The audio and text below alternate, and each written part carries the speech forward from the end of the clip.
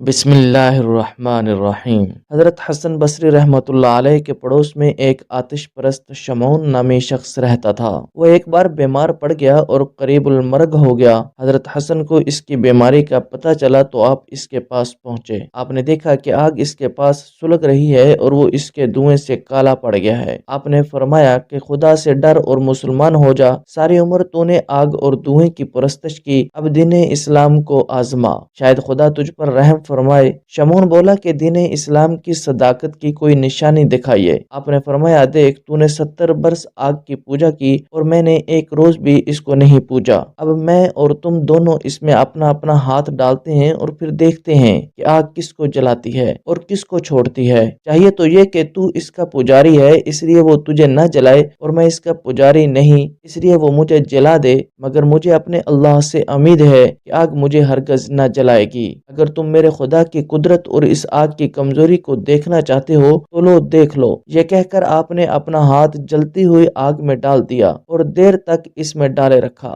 شمعون نے دیکھا کہ آپ کا ہاتھ بالکل نہیں جلا۔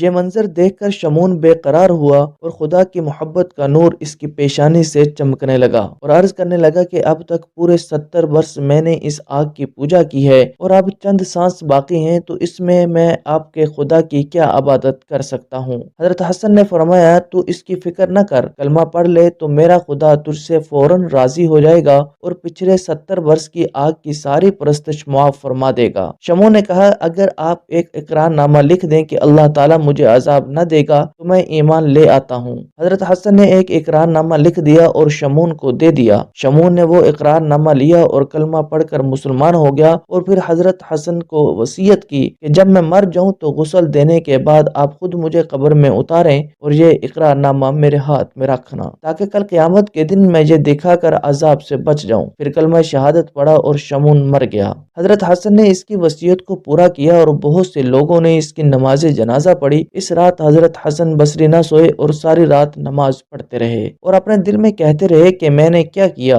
میں تو خود اپنے اوپر قدرت نہیں رکھتا، پھر خدا کی ملک پر میں نے کیسے مہر ثبت کر دی اور اقرار نامہ لکھ دیا۔ اسی خیال میں نیند آ گئی تو شمعون کو دیکھا کہ تاج سر پر رکھے اور نورانی لباس پہنے بہشت کے باغوں میں ٹہل رہا ہے۔ حضرت حسن نے دریافت کیا کہ اے شمعون، کیا حال ہے؟ اس نے کہا، اللہ تعالیٰ نے مجھ پر بڑا فضل فرمایا اور ایک بہت بڑے محل میں اتارا ہے اور اپنا دیدار بھی عطا فرمایا ہے، اور جو مہربانیاں مجھ پر فرمائی ہیں مجھ میں طاقت نہیں کہ بیان کر سکوں۔ اے حسن، اب آپ کے ذمہ کچھ بوجھ نہیں، آپ کا اقرار نامہ بڑا کام آیا، اب یہ لیجئے اپنا اقرار نامہ، کیونکہ اب اس کی ضرورت نہیں۔ یہ کہہ کر وہ اقرار نامہ اس نے حضرت حسن بصری کو دے دیا، اور حضرت حسن بصری رحمۃ اللہ علیہ جب بیدار ہوئے تو وہ اقرار نامہ ان کے ہاتھ میں تھا۔